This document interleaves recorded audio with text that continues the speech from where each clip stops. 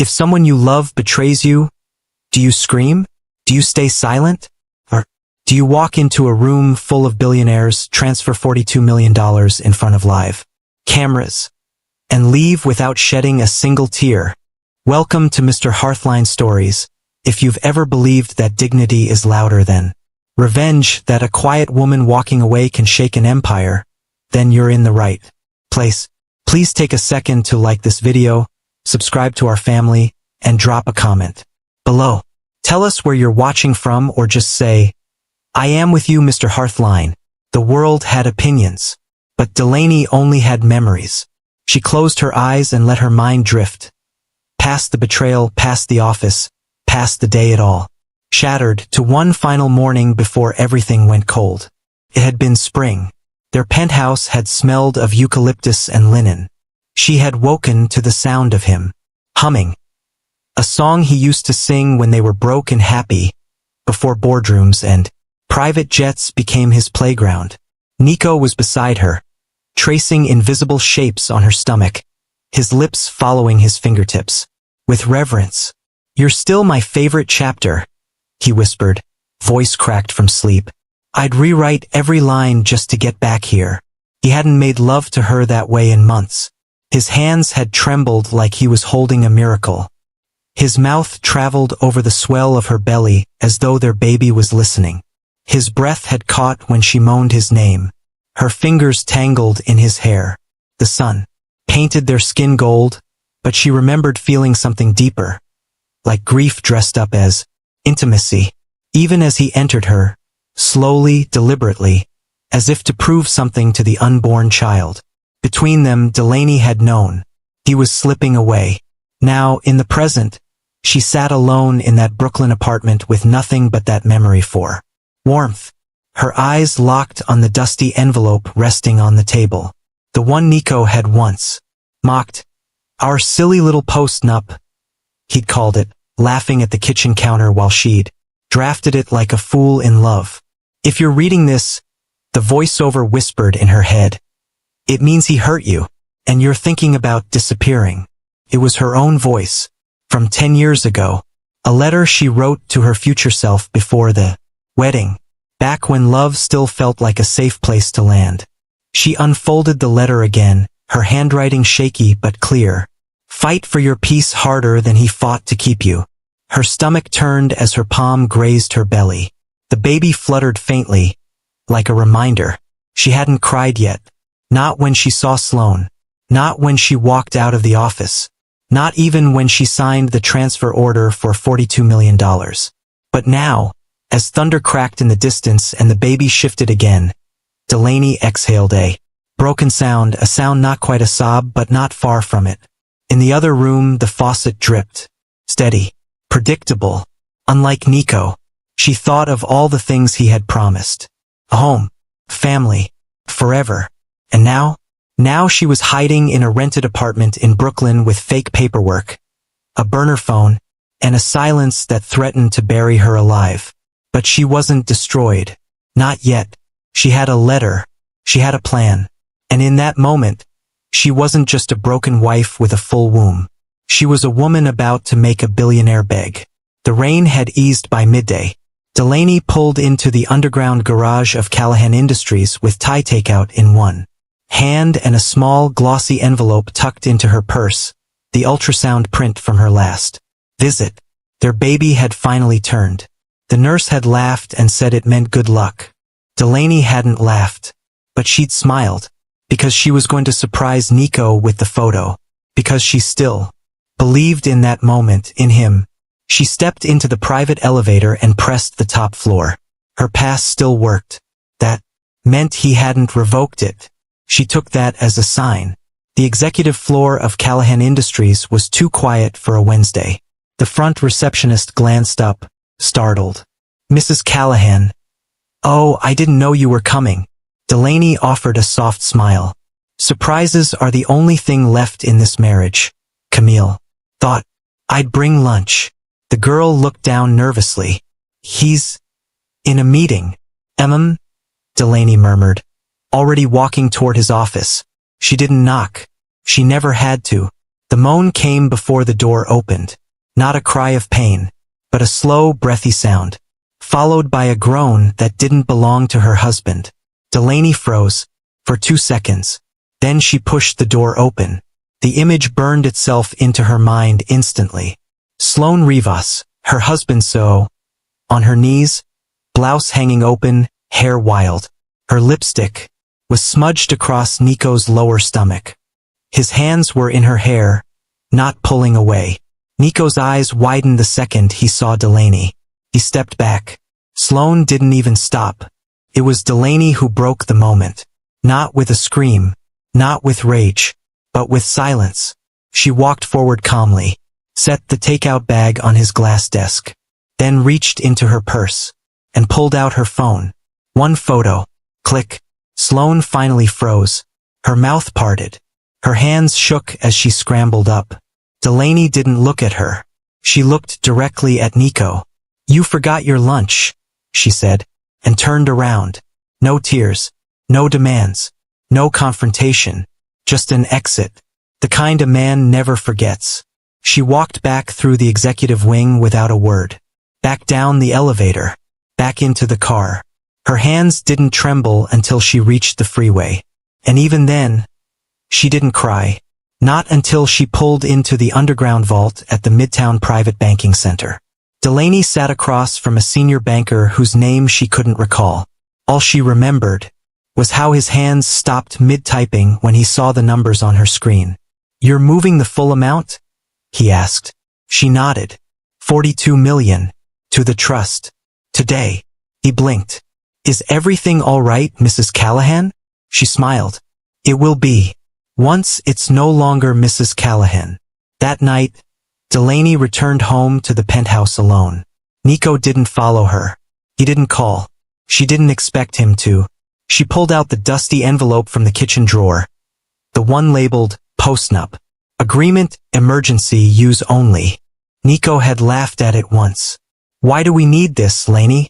You think I'm going to cheat?" She remembered shrugging, saying, "It's just for peace of mind." He had kissed her temple and tossed it aside.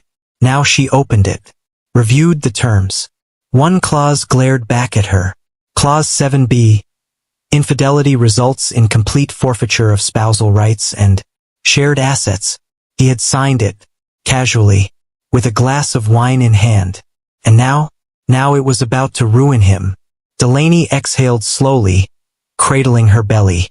"You won't have to grow up learning how to beg for respect," she whispered. "That's my gift to you." She turned off every light in the house, packed only what she could carry, and slipped out into the city like a shadow with a pulse.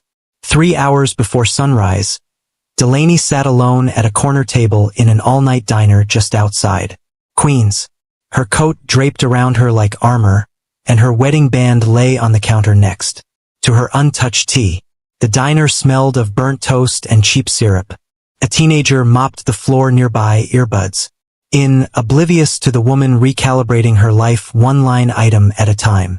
Delaney's laptop glowed softly. Her eyes didn't blink as she reviewed the transfers for the third time. The 42 million already sat secure in the trust. The remaining assets, joint holdings, properties, stocks were being rerouted. Legally, silently, she had opened 7 new accounts under 3 shell companies. Everything was backed by legal counsel she retained months ago, quietly off the books. Just in case. Just in case had become this exact moment. She took out the final folder, one she never thought she'd need. Inside, a printed version of the postnuptial agreement. 2 signatures, hers and his. She remembered the night he signed it. They'd been sitting on the kitchen floor eating cold pizza. She had joked about building her own escape hatch. He had laughed, poured her more wine, and signed it with the words, "If I ever mess up, make it count, baby." Now she intended to. Delaney pulled the pen from her coat pocket. Her hand hovered for a second. Then she signed the bottom of the final page. Not with bitterness, with closure. Back in the city, Nico's penthouse remained untouched. The housekeeper had the week off. His calendar said Tokyo next Thursday. He wouldn't be home until the next day. Delaney used the opportunity. She packed only the essentials, documents, prenatal vitamins, one silk blouse, and her mother's diamond pendant. Everything else stayed. Let him have the penthouse. Let him have the art and the smart fridge and the imported sheets. She was taking something far more valuable. Her name, her power, her child. Downstairs, her driver was already waiting. His name was James. He'd worked for her father. Years ago, he didn't ask questions when she slid into the back seat with 2 duffel bags and a phone she'd just activated. Where to, ma'am? Brooklyn. Not the high-rise. The short-term rental on Gates Avenue. Use the back route. James nodded. He'd been driving long enough to know when a woman didn't want to be found.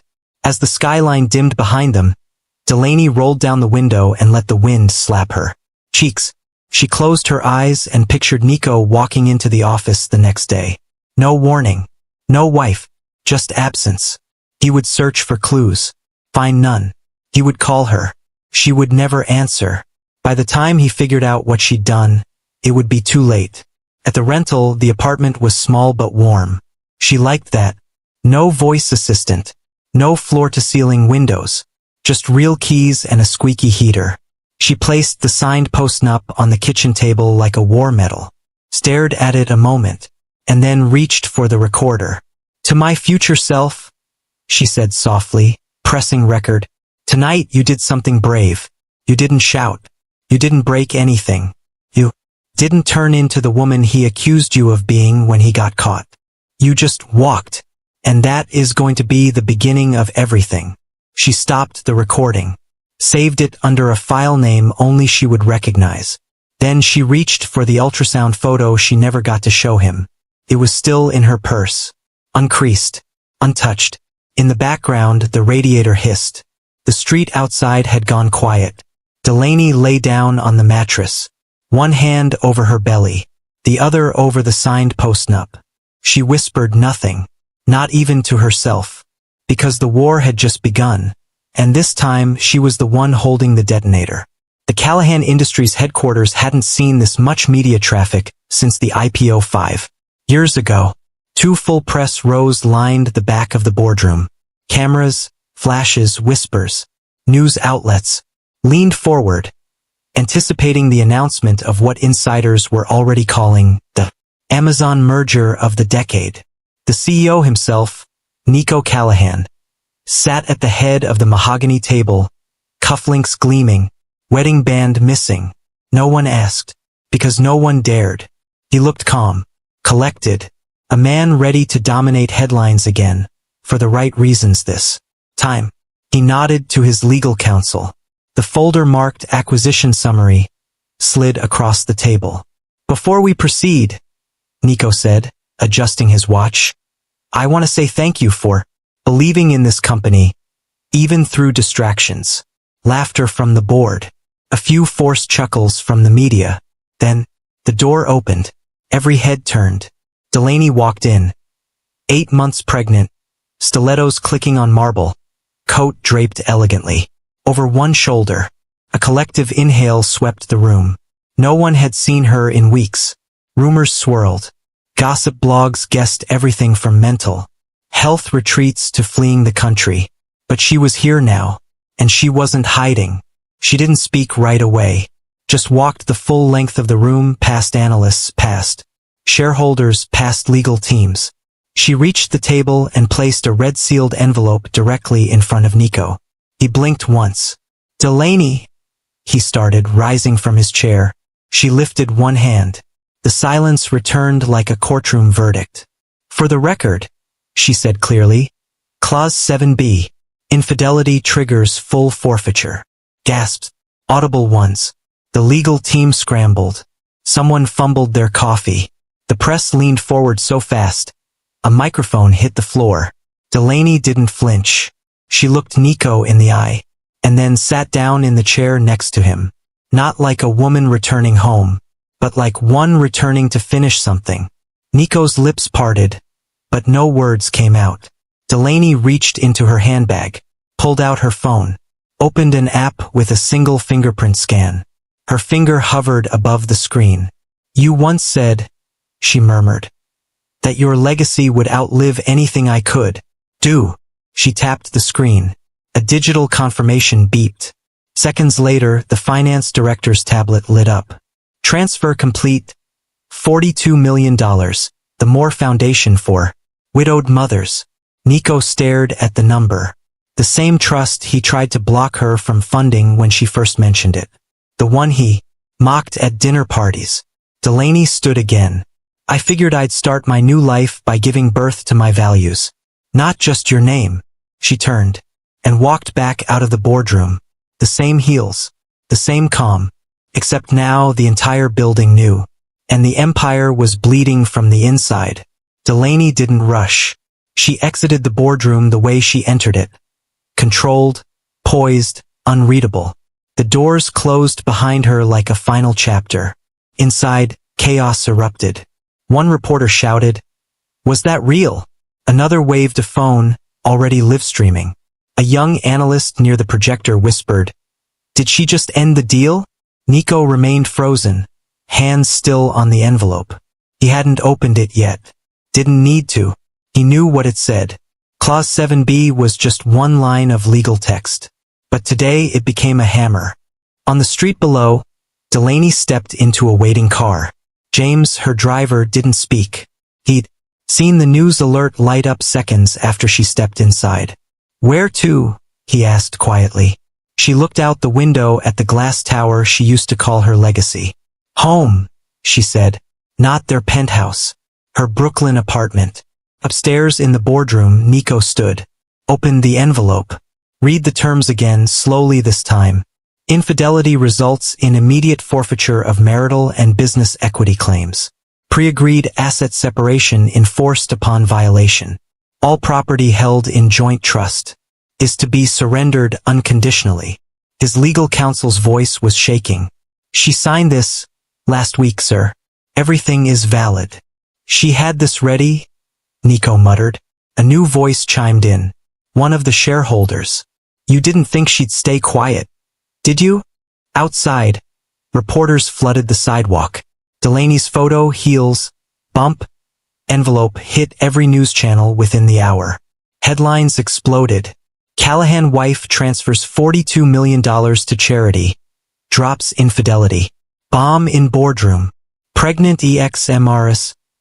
Callahan quotes prenup, triggers massive corporate shift. Wife of tech CEO outplays entire board on camera. Nico's comms team locked the front gates and issued a vague statement about ongoing negotiations. But the world had already taken sides. And Delaney? She was trending, not as a victim, but as a strategist. Inside the car, Delaney took out her earbuds, played the recording back. "Tonight, you did something brave." She closed her eyes and let her own voice ground her. The baby kicked once. She pressed her hand gently to her stomach.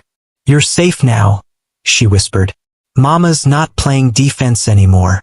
The next morning, the glass lobby of Callahan Industries looked more like a press battlefield than a corporate headquarters. Camera crews swarmed the steps. Security barricaded the front doors. A handful of junior staffers left through the loading dock, sunglasses hiding their faces, badges tucked away. Inside, the crisis team huddled in a second-floor conference room. Nico hadn't slept. His tie was crooked, his face unshaven. His phone buzzed non-stop. "We need to issue a statement," the PR lead said carefully. "Something measured, something neutral." Nico's eyes didn't lift. "Say it was a misunderstanding." "Sir, say it." They nodded. Interns drafted quotes. Lawyers tweaked phrases. The official response was, emailed within the hour, "Mr. Callahan remains focused on company growth and personal healing during this sensitive time." It didn't help. By noon, Sloane Rivas arrived. She didn't sneak in. She walked right past the cameras, chin high, dressed like someone already writing her own redemption arc. Once inside, she didn't go to her desk. She walked straight to the press room. A junior aide tried to stop her. She waved him off. "Trust me, sweetheart. I'm the headline now." She took the podium. The cameras clicked again. I know there's been confusion, she began, adjusting her blouse. But I need to set the record straight. Nico and we've been in love for a long time. I never intended to hurt anyone. But life is complicated. And now, I'm carrying his future. She touched her stomach for emphasis.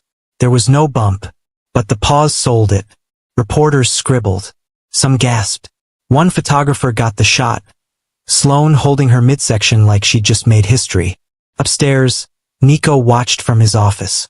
Not live. He was playing back something else. The security feed. From his own boardroom. Delaney walking in. 8 months pregnant. No expression. No hesitation. Handing him that red envelope. Clause 7b. Infidelity triggers full forfeiture. He'd heard the words 10 times. He played it again. The boardroom had been full of power brokers, investors, media. But in that moment it was just her. No rage. No spectacle. Just facts. It wasn't the money that undid him. It was her composure. His assistant knocked. Sir? CNBC wants your reaction to Sloane's statement. He didn't respond. He rewound the tape again. Delaney walking away. Again. And again. Downstairs, Sloane took selfies with junior staffers. She smiled wide. Laughed like someone who'd already won. He'll come around, she whispered to one of them. But Nico wasn't watching her. He was frozen in the past. Watching the woman he once promised forever to vanish like a storm no one saw coming. The clinic was quiet.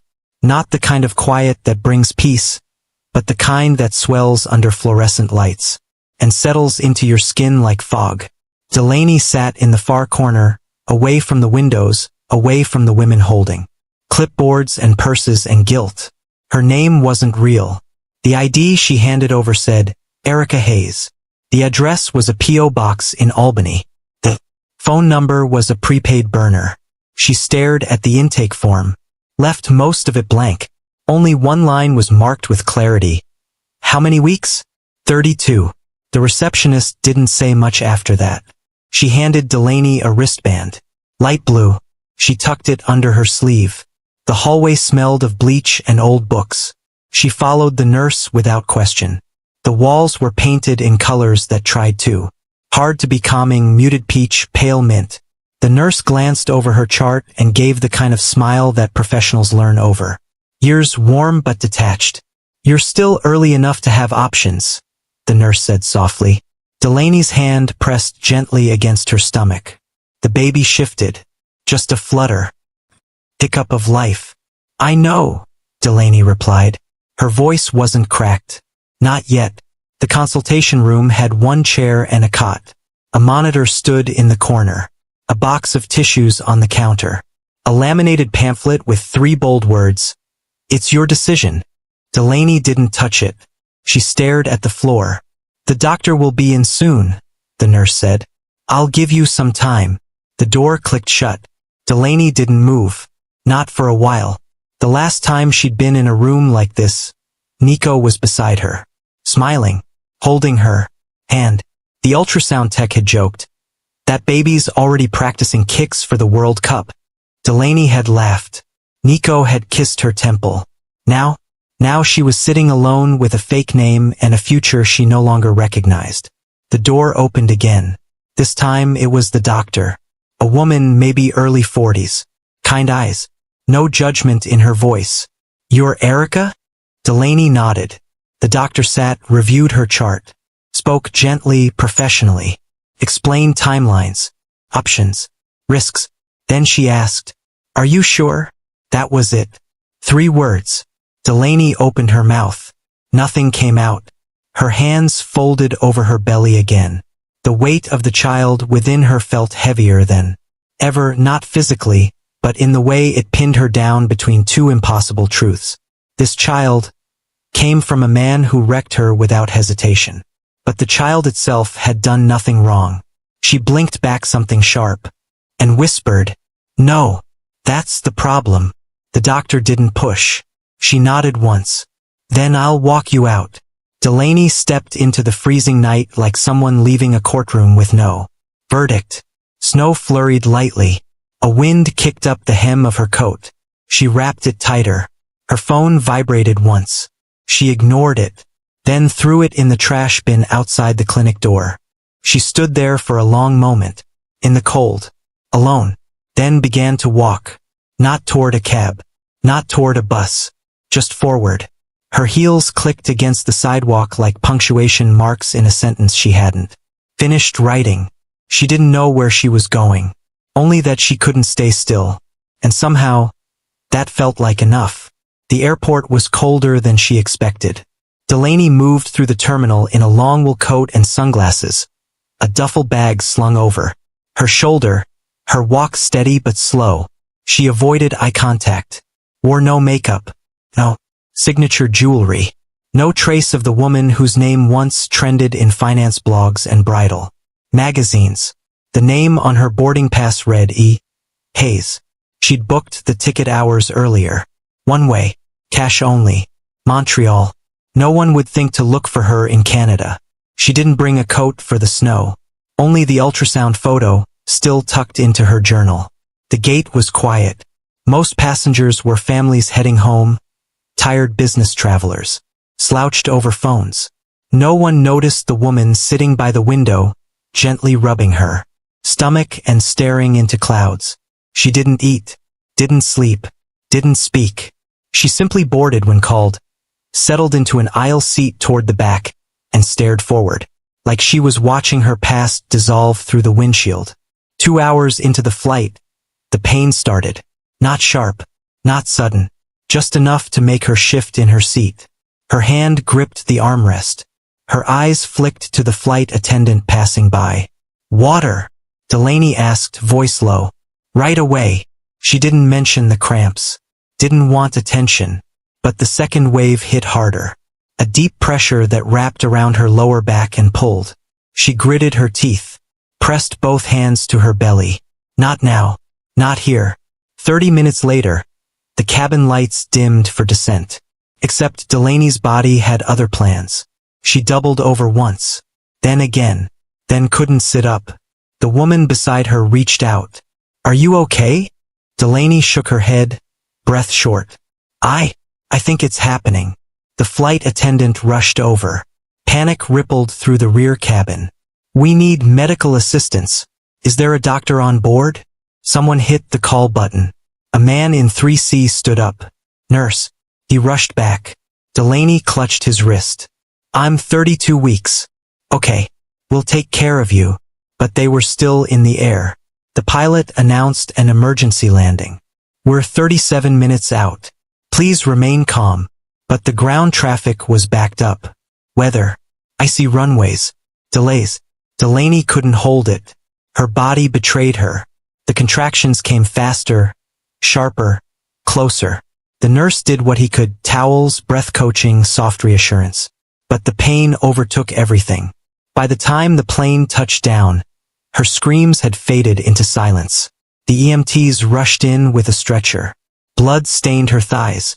Her fingers were clenched around the edge of her coat. She was barely conscious. The hospital lights blurred as they wheeled her in. Monitors beeped. Nurses yelled terms she didn't understand. Then someone touched her hand gently. "Ma'am, we're so sorry." She blinked. Words fell flat. "If we'd landed 10 minutes earlier." The sentence didn't finish. Because it didn't matter. She never got to name them. A boy, a girl, 10 fingers each, wrapped in white blankets and taken away before she could speak. Hours later, Delaney lay in a recovery room. The doctor asked if she wanted to see them. She said no, not because she didn't care, but because she already knew she'd never recover if she did. The window was cracked. Snow fell quietly. She turned away from it, closed her eyes, and let the world go mute. The chapel was empty. No music, no priest, no eulogy. Just a narrow hallway in the basement of the hospital, a folding chair and 2 identical boxes, small, white, sealed. Delaney sat alone in the back row. No flowers, no prayers, just silence. The nurse who had stayed with her through the night placed a hand on her shoulder. "You don't have to speak." Delaney nodded. She didn't plan to. She wasn't sure she could. The hospital offered a burial option. Unmarked, quiet, paid for in cash. She agreed without blinking, not because she didn't care, but because naming them would mean holding them, and she wasn't sure she would ever get back up if she did. Later that night, she took a cab to a tiny funeral home on the edge of the city. The director was kind, soft-spoken, efficient. He asked her to sign a form. She used her alias. The final resting place would be in a city she had no ties to. She requested no marker, no return contact. At the service, only the funeral director stood beside her. The wind picked up. Snow fell like ash. Delaney stared at the ground. "I'm sorry I didn't get to know you," she whispered. "But I want you to know. Didn't walk away from you." Her voice cracked. "I walked away so you wouldn't grow up watching me get smaller every year." She touched the edge of the stone before turning away. Back at her apartment, the city pulsed as if nothing had happened. Taxis honked. Sirens wailed in the distance. Life went on. But inside the brownstone flat, something had shifted.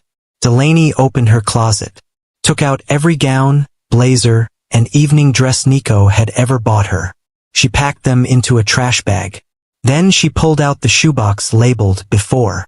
Inside were things that predated the empire. A handwritten recipe from her grandmother.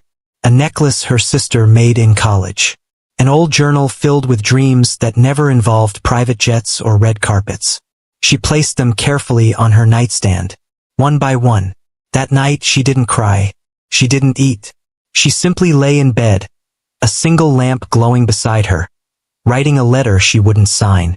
"To the woman I used to be, I'm sorry I abandoned you. I thought love would keep us both safe.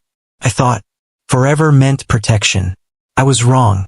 She folded the letter, tucked it inside her journal, closed the lid.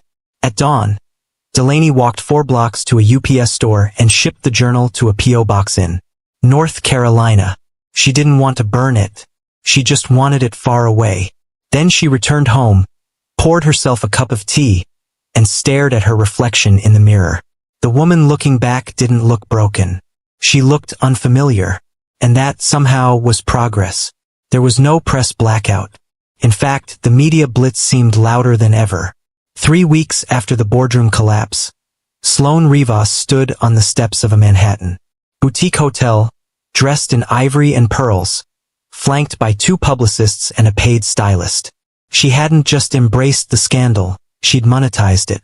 Paparazzi lined the curb. Morning shows ran live segments. Bloggers spun theories. She held her stomach like it was already showing. "We didn't plan this," she said, gazing into the camera with carefully rehearsed vulnerability. "But love sometimes happens where it's least expected. I never meant to hurt Delaney. I respected her. But now, I'm carrying the future of the Callahan legacy." Not one reporter challenged the timeline. Not one voice asked how long this future had been brewing before Delaney disappeared. Because Sloane knew how to work the narrative. And the public loves a redemption arc with a baby in it. Across the river, in a quiet cafe in Williamsburg, Delaney watched the press conference on a muted wall screen. The closed captioning scrolled across the bottom as Sloane dabbed invisible tears. She stirred her tea once, twice, didn't blink. The waiter passed her table, noticed the broadcast, and frowned. "Isn't that the guy whose wife exposed him? Rough stuff." Delaney smiled politely. People believe whatever fits their favorite version of the story. She didn't look away from the screen, because she needed to see it. She needed to watch Sloane's parade unfold, to feel it, name it, and let it pass through her, without stealing anything else. There was a time she might have cried. Now, she just took another sip of tea. Back at Callahan Industries, the walls were cracking. Investors grew nervous. The stock, though still strong, was showing stress fractures from the PR noise. Nico declined interviews, issued one-line statements, avoided being photographed. He hadn't responded to Sloane's public performance. Not once. And that was intentional, because he was still watching the footage from the boardroom. He kept the clip on his phone. Delaney's heels on the marble. The red envelope. Her face when she said, Clause 7B. He'd seen it enough to know it frame by frame, not because he missed her, but because he still didn't understand how she beat him. In a luxury apartment uptown, Sloane practiced her baby bump pose in the mirror. Her assistant stood behind her, organizing press kits and mock invitations for a private engagement celebration. Do you think he'll go through with it? The assistant asked. The wedding. Sloane smirked. He will. He has no choice. Public perception is everything. She turned slightly, pressing her palm against her stomach with just enough flair for the lens. And I'm the only thing he has left. But across the city, in an unlisted apartment beneath an alias lease, Delaney closed her laptop. After the interview ended, she picked up her journal, wrote just 2 lines, let them chase the cameras. I'll build what can't be seen. She folded the page, slid it under her mattress, and got ready. The cathedral wasn't new. In fact, it was the same one Delaney once circled in a wedding magazine and dog-eared with a hopeful grin. They'd never made it that far back then. Too busy, too distracted, too many zeros attached to the merger. But now, Nico booked the entire place for a private event. No press yet, just white-gloved staff, string quartets on standby, and florists building centerpieces taller than the altar. The Callahan name could still command opulence. He just wasn't sure it could still inspire loyalty. Inside the venue, he stood near the altar, suit tailored to precision. The event planner walked through logistics. The dress? Arrived. The rings? Engraved. The guest list? Curated for headlines. He barely heard her. His eyes were on the pews, imagining her, Delaney, not in the crowd, but walking down that aisle, not with forgiveness, but with closure. Days earlier, he had sent the dress, her dress, to an untraceable courier with a single instruction: deliver without return address. No message, no tracking. The only addition was a sticky note. 5 words. You still deserve this. No name. No initials. Just a whisper from a man who knew he had nothing left to say. Backstage, Sloane examined the seating chart like she was planning a coup. Why is she still on here? She asked Nico's assistant, pointing at Delaney's name. The assistant fumbled. He insisted. She's not coming, Sloane snapped. The assistant didn't respond, because he wasn't so sure. In his suite, Nico rehearsed his speech. Not for Sloane. For her. Delaney. In his mind, she would arrive just as the doors opened. He would take her hand. Say the words he had never said when they mattered. I'm not asking for your forgiveness. Just the chance to stand beside you again. He rehearsed it aloud. Once. Twice. Then stood there, looking into the mirror. But he didn't see himself. He saw a man trying to rewrite history with a fantasy. The dress fit her perfectly. It always had. And now, somewhere in the city, Delaney unfolded the silk once more, ran her fingers over the lace. She didn't cry. She didn't smile. She simply zipped it back into the garment bag and laid it flat across her bed. Then she picked up the envelope she had written days ago, the final one, and placed it gently inside her clutch. The cathedral was dressed in wealth. Velvet runners lined the aisles. Crystals hung from towering floral arches. Pianist played. Something soft, expensive, forgettable. Guests whispered behind manicured fingers. Have you seen her? Is she really pregnant? Where's the bride? Nico stood at the altar. His hands were steady, but his jaw clenched with every tick of the clock. Sloane was late. Or maybe she wasn't the one he was waiting for. A hush fell over the room as the back doors creaked open. No music played. No fanfare. Just silence. And then, he saw her. Delaney. She stepped inside with her head high, her frame leaner, her gaze sharper. A different woman, but unmistakably her. Gasps rippled through the pews. Phones stayed tucked away. No one dared speak. She walked the aisle like it owed her something. And for once, everyone agreed it did. Nico didn't move, didn't breathe, until she stopped in front of him. The guests leaned forward. He took a half step closer. You came, he whispered.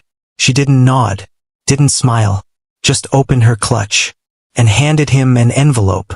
I'm not here for forgiveness, she said. I'm here to end the sentence you started. He opened the letter with trembling hands. Delaney turned around before he could read the first line. She didn't wait. She didn't look back. Guests parted for her like a tide. Not one person stood to stop her. Not even Sloane, who had just appeared at the top of the stairs in a fitted white gown.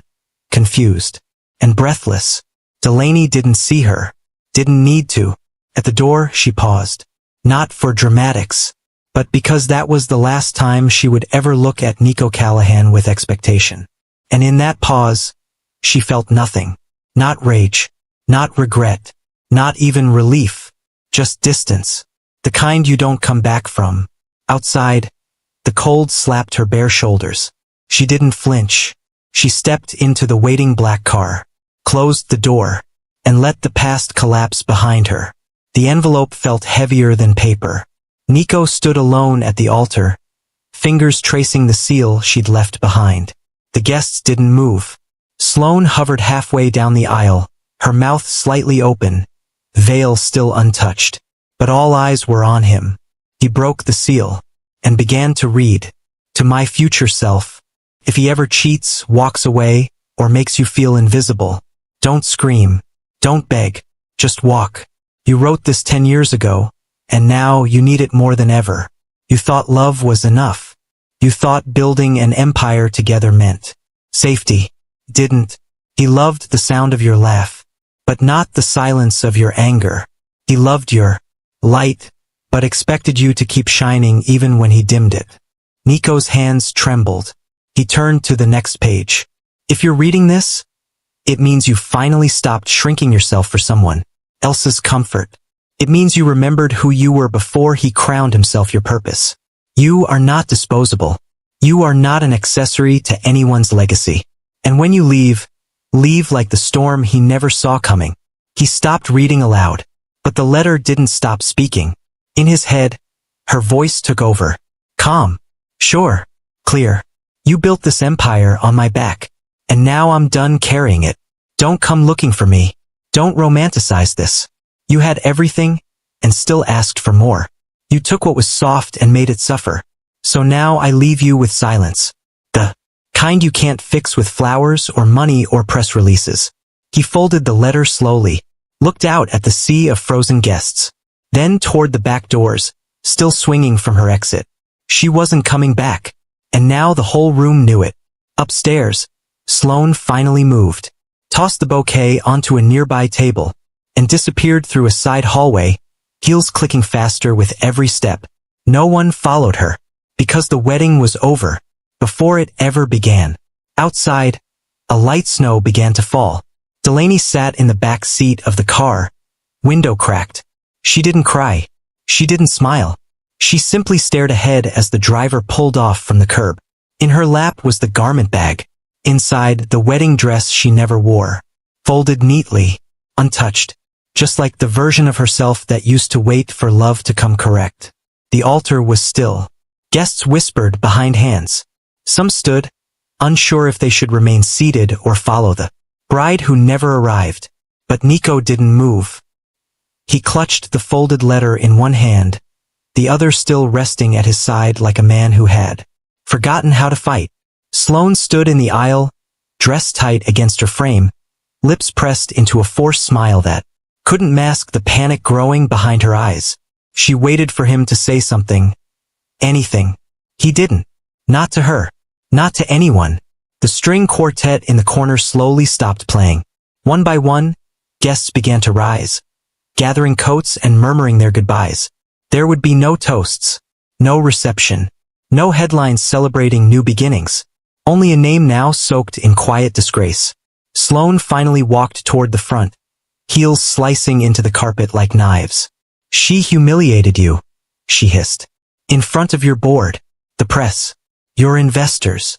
Nico turned to her slowly. His eyes were hollow, not angry. You think I didn't deserve it? Sloane blinked. You're letting her win. She already won. He stepped off the altar, brushed past her. And you were never the prize. Her mouth parted, but no words came. He continued walking, to the front of the cathedral, to the double doors she had walked through moments before. He didn't chase her, didn't expect her, but he needed to breathe where she had once stood. Security approached quietly. One leaned toward Nico. "Do you want us to escort Ms. Rivas out?" He didn't hesitate. "Yes. Publicly. Let her choose." Sloane turned just as the guards approached. "This isn't over," she warned, voice brittle. "It was never real," Nico replied. He didn't look back as she was led through a side door, her gown bunching awkwardly around her waist, her face stiff with disbelief. Outside, press waited for a shot that never came. No couple, no kiss, just a man in a dark suit with no ring and no bride. Upstairs, in a private lounge, Nico sat alone. The planner came to ask if he wanted the venue cleared. He nodded. A few minutes later, he stood again, walked to the mirror near the bar, took off his tie, stared at himself, and whispered. She left with everything that mattered. The sedan moved quietly through the Lower East Side, gliding past streetlights and fading storefronts. Delaney sat in the back seat, her face turned toward the window. She wasn't crying. She wasn't smiling. She was simply still. In her lap rested the garment bag, folded, pressed, and used. The same wedding dress she once dreamed of wearing. The same dress she refused to let define her ending. She had brought it to the cathedral out of habit. A final test. A symbol of who she used to be. And now, as the snow collected on the windshield, she knew it wasn't hers anymore. Not because someone else had taken it, but because she had outgrown it. The driver glanced in the rearview mirror. "Is the airport still the destination, ma'am?" She nodded once. "LaGuardia. Terminal C. International." "No. Just somewhere. Without a name." He didn't ask again. On the passenger seat beside her, a journal sat closed. No title. No lock. Just worn leather, stitched by hand. Something her mother had gifted her on her wedding day. It had once been filled with plans. Family homes, baby names, holiday menus. Now it was empty again. Fresh pages. Unwritten. As they crossed the East River, Delaney watched the skyline shrink behind her. Not with regret, but with quiet relief. She had tried to build a life in that city. Had loved. Had carried. Had bent until she cracked. But she'd never break again. Not for anyone. At a red light, she unzipped the garment bag, touched the fabric gently. White silk, intricate lace. Perfect. Still perfect. But she wouldn't keep it. She folded it neatly, pressed it down with her palm, and whispered not to the dress, but to herself. "You deserved more than a ceremony. You deserved freedom." The car pulled into the departures lane. Delaney opened the door herself. The driver reached for her bags. She waved him off. "Thank you for getting me here." He paused, nodded. "Good luck, ma'am." She gave a small, genuine smile. "I don't need luck anymore. Just peace." Inside the airport, she didn't rush. She moved slowly, purposefully. She wasn't escaping. She was choosing. Choosing silence over spectacle. Self-worth over applause. Peace over promises. Before heading to security, she paused near a donation bin. It was labeled, "Gowns for Healing, for Women Rebuilding After Abuse and Loss." She unzipped the bag, folded the dress carefully inside, closed the lid, and walked away. Not fast, not dramatically, just forward. 3 weeks passed. No press release, no follow-up interview, no social media post. Delaney Moore vanished without a whisper. Bloggers speculated. Podcasters debated. Talk shows reran the boardroom clip with fresh captions and old guesses. But no one knew where she went. Nico tried to work, tried to sleep, tried to function. But everywhere he looked, something reminded him of her. The scent of bergamot in the elevator. A silent elevator ride that mimicked the tension in their final weeks. An untouched letter in the drawer of his desk, addressed to no one, but clearly meant for her. On a Wednesday morning, he left his building without telling anyone. No driver, No security. Just a long coat, sunglasses, and a desperate instinct. He walked for hours through Manhattan, down through the East Village, past the old bookstore she used to love, past the first restaurant they celebrated at when Callahan Industries crossed 10 million in revenue, and then he found himself in the Bronx. The cafe was small, quiet, and forgettable. No buzz, no influencers, no cameras, just the smell of fresh muffins and the low hum of jazz. Nico stepped inside, rubbing his hands together against the cold. Ordered black coffee, turned to find a seat, and then he saw her. She was by the window, reading a book. Hair shorter, skin clearer, back straighter. A soft beige sweater hugged her shoulders, and next to her on the bench was a simple tote bag and a half-eaten croissant. She looked at peace. He froze. Time didn't slow. It just stopped altogether. His feet moved without permission. He stepped closer. Couldn't speak yet. Couldn't breathe properly. She turned a page, eyes never leaving the book. He stood beside the table, finally gathered his voice. Delaney.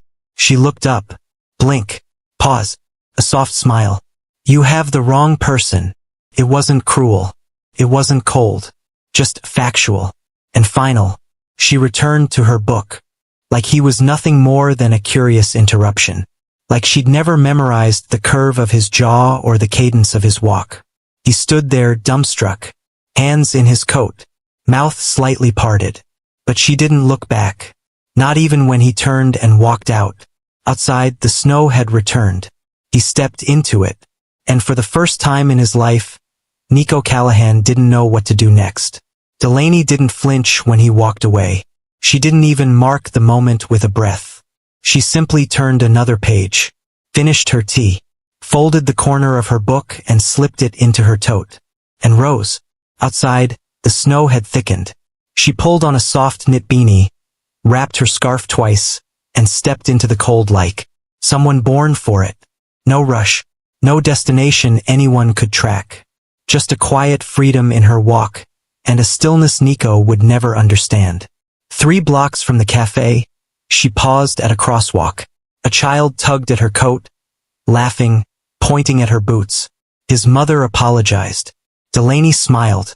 He's curious. Let him be. The child grinned and gave a wave. Delaney waved back, then crossed the street. She didn't carry a phone. She didn't need one. No calls, no maps, no need to be found. She had memorized the route to her new studio, a small loft space above a florist shop that didn't take digital payments and didn't ask too many questions. Inside, the walls were bare. One mattress, one desk, a notebook filled with business plans that didn't involve investors or platforms. Just names of women. Women she wanted to help. Women who'd been pushed aside, dismissed, humiliated, or quietly erased, like she had been. She'd already registered the nonprofit under a different name. More Light Foundation. No press. No launch party. Just paperwork and action. She'd start by hosting workshops. Financial literacy. Prenuptial literacy. Emotional exit planning. A roadmap for the woman who doesn't want to stay, but doesn't know how to leave. She set her tote down, lit a small candle by the window, took off her coat, and stood there, watching the snow cover the street below. She pressed her fingers to the glass, not in longing, but in triumph. Behind her, a photo sat on the desk. Not of Nico, not of the wedding, but of 2 tiny footprints stamped on hospital paper, faded but permanent. She touched them gently. You never made it here, but you gave me the courage to. She didn't look back, because there was nothing left behind her worth turning for. I loved him once, with everything I had, with the kind of love that bends, stretches, and waits, even when it hurts. But sometimes, love just isn't enough. Sometimes the apology comes too late.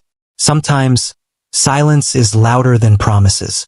And sometimes, the only way to save yourself is to leave the version of you who waited too long behind. I didn't rebuild my life to prove I could. I rebuilt it so I'd never forget who I was before I handed him everything. Before the penthouse. Before the boardroom. Before, betrayal became routine. And now I help women remember what they were worth before the world tried to sell them a different story. I started with a folding chair, a whiteboard, one name, mine. I didn't need branding. I needed purpose. And I found it in every woman who sat across from me and whispered, "I don't know where to start." And I got to look her in the eye and say, "You just did. This isn't revenge. This is recovery. I don't need him to feel pain. I needed me to find peace. And I did. Not with noise. Not with vengeance. But with a door that stayed closed behind me. Forgiveness? That's optional. Healing? That's mine. You don't need a platform to be powerful. You don't need a crown to matter. Sometimes the loudest revolution is a quiet exit. Sometimes the biggest win is walking away without explaining a single thing. And to the women who believed their story ended with heartbreak, didn't. It just changed authors. I'm no longer waiting to be chosen. I already chose myself.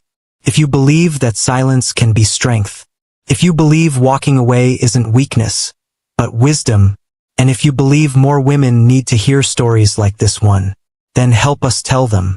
Like this video, share it, subscribe to Mr. Hearthline Stories, and tell us where you're listening from. Until next time.